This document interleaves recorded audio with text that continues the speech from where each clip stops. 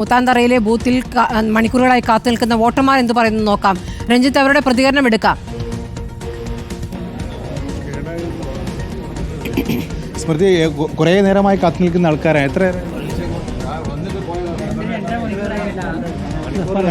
3 മണിക്കൂറായി.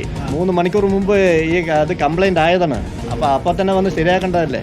ഈ 3 മണിക്കൂർ കഴിഞ്ഞിട്ട് പിന്നെയാണ് ഉദ്യോഗസ്ഥന്മാർ വന്നിട്ട് ഓരോന്ന് ചെയ്തിട്ട് പോണത്. ഞാൻ കുറേ നേരമായി, 2 മണിക്കൂറായി. 2 മണിക്കൂർ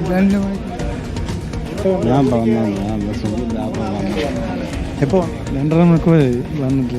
3 എത്തിയിട്ട് ഒന്ന് കഴിച്ചിട്ട് വരിക. എന്താ 2.5 മണിക്കൂർ? 3 മണിക്കൂറായി. 3 മണിക്കൂറായി. എപ്പോൾ വന്ന? 3 മണിക്കൂർ. 3 മണിക്കൂറായി. എന്തെങ്കിലും കാര്യങ്ങൾ ചെയ്യേണ്ടി വരും. ഒക്കെ കേടുവന്നിരിക്കുകയാണ്. വിഷയം കേടുവന്നേരം കൊണ്ട് ക്ലിയറാണ്. ചെയ്തിട്ടേ പോകുള്ളൂ. നിങ്ങൾ എപ്പോൾ വന്ന? ഞങ്ങൾ 12 മണിക്ക് വന്നാണ്. 12 വന്നിട്ട് പോയി പിന്നെ തിരിച്ചു വന്നു. വീണ്ടും വന്നു. വീണ്ടും വന്നു. 2 മണിക്ക് വീണ്ടും വന്നു. ആദ്യത്തെ വോട്ടാണ്. ഇനി വോട്ടാണ്. വോട്ടായതുകൊണ്ട് ചെയ്തിട്ടേ പോകുള്ളൂ. സമയം എത്രയായാലും അവർ അവിടെ നിൽക്കണം. ഏജന്റുമാരെ അവിടെ നിന്നിട്ട് നമ്മൾ ചെയ്തിട്ടേ പോകുള്ളൂ. 2 മണി. നിങ്ങളിപ്പോൾ വന്ന? ഓക്കെ. അപ്പോൾ 2 മണിക്കും അതിന് മുമ്പ് 12 മണിക്കൊക്കെ വന്ന ആളുകളുണ്ട്. പലരും പോയി മടങ്ങി വീണ്ടും വന്ന് നിൽക്കുന്നവരുണ്ട്. കന്നി വോട്ടർമാരുണ്ട്, സ്ത്രീകളുണ്ട്. അപ്പോൾ വലിയൊരു ക്യൂ നിൽക്കുന്നു. നേരത്തെയൊക്കെ വോട്ടിംഗ് തടസ്സപ്പെട്ടതിനെ തുടർന്ന് ഇവിടെ നിന്ന് മടങ്ങിപ്പോയി തിരിച്ചു വന്ന ആളുകളുണ്ട്. ഏതായാലും ഇപ്പോൾ പകരം ഒരു മെഷീൻ എത്തിച്ചിട്ടുണ്ട്. അത് പ്രവർത്തിച്ച് തുടങ്ങിയാൽ ഉടൻ തന്നെ നേരത്തെ പോലെ തന്നെ പോളിംഗ് തുടരാൻ സാധിക്കുമെന്ന് പ്രതീക്ഷയിലാണ്. ഏതായാലും ഈ 56, 57, 58 ബൂത്തുകളിൽ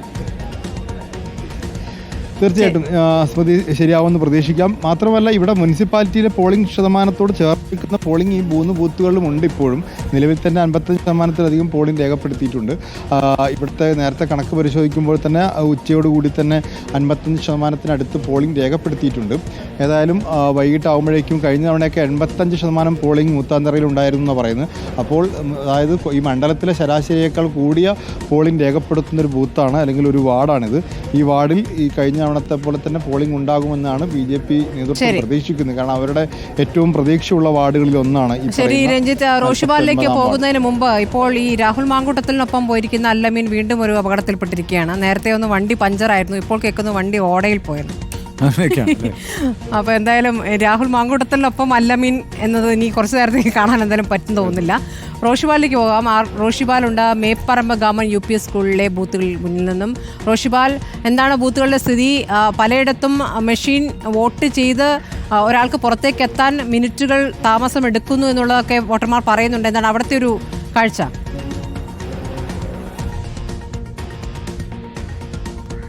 സ്മൃതി, ഉച്ച കഴിഞ്ഞാണ് ഈ മേപ്പറമ്പ് ഗവൺമെൻറ് UP സ്കൂളിലെ 2 പോളിംഗ് ബൂത്തുകൾ, ഈ 2 പോളിംഗ് ബൂത്തുകളും കൂടുതൽ സജീവമായത്. ഇവിടെ നമുക്ക് ദൃശ്യങ്ങളിൽ തന്നെ കാണാം. 2 ഇടങ്ങളിലും നീണ്ട നിരയുണ്ട്. പക്ഷേ ഇവർക്ക് ഇരിപ്പിടം ഒരുക്കിയിട്ടുണ്ട്. ഇവിടെ തെരഞ്ഞെടുപ്പ് ഉദ്യോഗസ്ഥന്മാർ ബെഞ്ചൊക്കെ ഇട്ട് അവർക്ക് വളരെ സുഖകരമായി വോട്ട് ചെയ്യാനുള്ള സംവിധാനം നേരത്തെ ഒരുക്കിയതുകൊണ്ട് അവർക്ക് വലിയ മടുപ്പുണ്ടാകില്ല. എളുപ്പം വന്ന് വോട്ട് ചെയ്ത് പോകാനുള്ള സൗകര്യമുണ്ട്. നേരത്തെ കാത്തിരിക്കുകയാണോ? വോട്ട് ചെയ്തോ?